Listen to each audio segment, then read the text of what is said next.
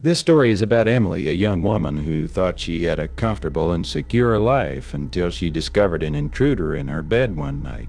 Little did she know, that was just the beginning of a terrifying ordeal that would test her courage and resilience in ways she never could have imagined. With danger lurking around every corner and a mysterious man at the center of it all, Emily must fight to uncover the truth and protect herself before it's too late. Emily slowly opened her eyes, her body feeling heavy as if weighed down by some unknown force. As she lay in bed, groggy and disoriented, she felt a sudden coldness, as if a chilling breeze had swept across her skin. Confused, she sat up, and as she did, she felt something move beside her, something that shouldn't be there. Her heart leaped into her throat as she looked over to see a figure lying next to her, sleeping soundly. The figure was completely unfamiliar, and Emily's mind raced, trying to make sense of what was happening. How had someone broken into her home? And more importantly, how had they managed to get into her bed without her noticing? The person lying next to her was a man, his face obscured by the shadows. Emily felt a growing sense of panic as she realized that she was alone in her house with a stranger. She tried to shake the man awake, but he didn't respond, as if in a deep sleep. The hairs on the back of her neck stood up as she realized that something was seriously wrong. She cautiously got out of bed, trying to make as little noise as possible. Her feet felt cold on the hardwood floor, and the darkness around her made it hard to see where she was going. She made her way to the door and slowly turned the handle, ready to make a run for it if she needed to. But as she opened the door, she heard a creaking sound coming from downstairs. Her heart racing, Emily crept down the stairs, her senses on high alert. She tried to keep as quiet as possible, but every step seemed to echo through the house. She reached the bottom of the stairs and peered around the corner, her eyes adjusting to the darkness. What she saw made her blood run cold. There were several people in her home, all moving around as if they owned the place. They seemed to be searching for something or someone. Emily's mind raced, trying to figure out what to do next. She felt completely helpless and alone with no way out. She had to find a way to get help and escape before it was too late. Emily's heart pounded as she realized the gravity of the situation. She knew she had to act fast. She retreated up the stairs, her mind racing with fear and uncertainty. She had to find a way to escape and call for help, but the man in her bed was still asleep and there were several intruders in her home. She needed a plan, and fast. Emily's eyes darted around her bedroom, looking for anything she could use to defend herself. Her gaze landed on a heavy lamp on her nightstand. She quickly grabbed it, holding it tightly in her hand as she crept back towards the bed. She approached the stranger slowly, trying to keep her breathing as quiet as possible. As she leaned in closer to the man, she saw that he was wearing a ski mask, completely obscuring his face. Emily felt a shiver run down her spine as she realized that she had no idea who this person was or what they wanted. With a deep breath, Emily lifted the lamp high above her head, ready to strike. But just as she was about to bring the lamp down, the man suddenly sat up, startling her. Emily froze, her heart pounding in her chest as she waited to see what he would do next. The man looked at her, his expression unreadable behind the mask. Emily couldn't tell if he was surprised or angry, but she didn't wait to find out. She swung the lamp with all her might, hitting the man in the head with a loud crack. He slumped back onto the bed, unconscious. Emily's heart was racing as she realized what she had just done. She knew that she needed to get out of the house before the other intruders found her. She ran back to the door and listened for any sounds, trying to figure out where they were. She heard movement coming from downstairs, and she knew she had to act fast. She grabbed her phone and ran to the window, pulling it open. She climbed out onto the roof and started to crawl towards the edge. She could hear footsteps approaching, and she knew she was running out of time. With a deep breath, Emily jumped from the roof, tumbling down to the ground below. Pain shot through her body as she landed, but she quickly got up, ignoring the pain as she ran towards the street. She could see the lights of a passing car, and she ran towards it, waving her arms frantically. The car screeched to a halt, and Emily ran towards it, getting in the back seat. The driver looked at her, startled. What's going on? Are you okay? He asked. I need you to take me to the police station. Emily said, her voice shaking with fear. I think someone broke into my house. Emily sat in the back seat of the car, her heart pounding in her chest as she stared out the window, watching the familiar streets of her neighborhood pass by. She was still in shock from what had just happened, and her mind was racing with fear and uncertainty. The driver tried to make small talk, but Emily was too shaken to respond. She just stared out the window, her thoughts consumed by the intruders in her home and the man in her bed. Finally, they arrived at the police station, and Emily brushed inside, her heart racing as she approached the front desk. I need to report a break-in, now, she said, her voice shaking as she spoke. The officer at the desk looked up, his expression professional and reserved. What happened? He asked. Emily quickly recounted the events of the night, from the moment she heard the noises downstairs to her escape through the window. The officer listened intently, taking notes as she spoke. Did you get a good look at any of the intruders? He asked.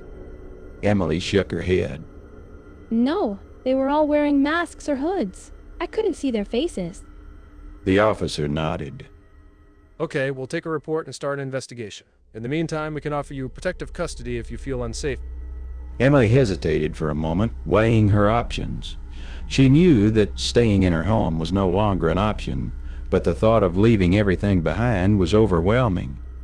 Can I go back to my house to get some things? She asked. The officer frowned. I'm sorry, but that's not recommended. It's not safe for you to go back there right now. We can help you pack and move your belongings once we've secured the scene. Emily nodded, feeling a wave of sadness wash over her. She knew that this was the right decision, but it was hard to leave her home and her belongings behind. As she waited for the officers to finish taking her statement, Emily's mind raced with questions. Who were these intruders? And what did they want? Why did they target her, of all people? She knew that the answers might be elusive, but she couldn't help but wonder. She was determined to get to the bottom of this, no matter what it took. Emily sat alone in the small, sterile room, her mind racing with questions and fears. It had been several hours since she arrived at the police station, and she was growing restless. She had given the officers all the information she could, but she still felt like there was something missing, something important that could help them catch the intruders and make sense of what had happened. As she sat there, lost in thought, the door to the room opened, and a man in a suit walked in. He was tall and broad-shouldered, with a stern expression and a no-nonsense attitude. Mrs. Johnson, he said, his voice deep and authoritative. I'm Agent Smith from the FBI. We've been notified of your situation, and we'd like to ask you a few questions. Emily felt a jolt of surprise at the mention of the FBI. She had never thought their situation would warrant such attention, but she was grateful for any help she could get. Of course. She said, trying to keep her voice steady. What do you need to know? Agent Smith pulled out a notebook and pen and began to ask her a series of questions about the intruders and the events of the night. Emily answered as best she could, but she could tell that the agent wasn't satisfied. There's something you're not telling us, Missy Johnson, he said, his gaze fixed on her. Something important that could help us catch these people. Emily hesitated, feeling a wave of uncertainty wash over her. She had been keeping something from the officers, something that she had only just realized herself, but she didn't know if she was ready to share it yet. I don't know. She said, her voice shaking. I don't know if it's important. Agent Smith leaned forward. His expression was intense. Mrs. Johnson, if there's anything you know that could help us catch these people, you need to tell us. We're here to help you, but we can't do that if you're not honest with us. Emily took a deep breath, her mind racing with fear and uncertainty. She knew that she had to tell the truth, no matter how difficult it was. There was a man in my bed, she said, her voice barely above a whisper. I don't know who he was, but he was there when I woke up, and I think he might have been dead. Agent Smith's expression softened and he leaned back in his chair. Thank you, Missy. Johnson, He said, his voice calm and reassuring. that's a crucial piece of information. We'll do everything we can to find out who this man was and what he was doing in your home. Emily felt a wave of relief wash over her, knowing that she had done the right thing by speaking up. She didn't know what the future held, but she knew that she wasn't alone anymore.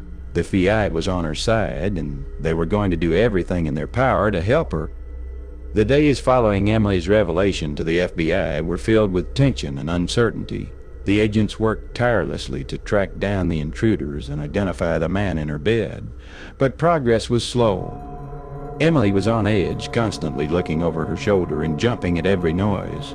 She couldn't shake the feeling that someone was watching her, waiting for their chance to strike again. One night, as she lay in bed, she heard a noise coming from the other side of the room. She sat up, her heart racing, and reached for her phone. But before she could call for help, she saw a figure emerge from the shadows. It was one of the intruders, a tall, menacing man with a cruel smile on his face. Emily tried to scream, but the man clamped a hand over her mouth, muffling her cries. He held a knife to her throat and whispered in her ear. You should have kept your mouth shut, sweetheart. He said, his breath hot on her skin. Now you're going to pay the price. Emily struggled, but the man was too strong. She felt the knife pressed deeper into her skin. Tears streamed down her face as she realized that this was it. She was going to die. But just as she was about to give up hope, the door burst open, and a team of FBI agents flooded into the room. They tackled the intruder and subdued him, saving Emily's life.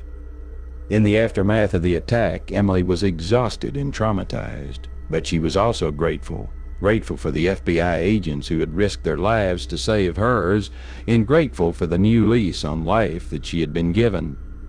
She moved away from the city, determined to start anew and put the past behind her. But she never forgot the lessons she had learned, the lessons about the strength of the human spirit and the power of hope. As she looked out at the vast open horizon, she knew that she was ready to face whatever the future held, and she knew that she would never forget the people who had helped her along the way.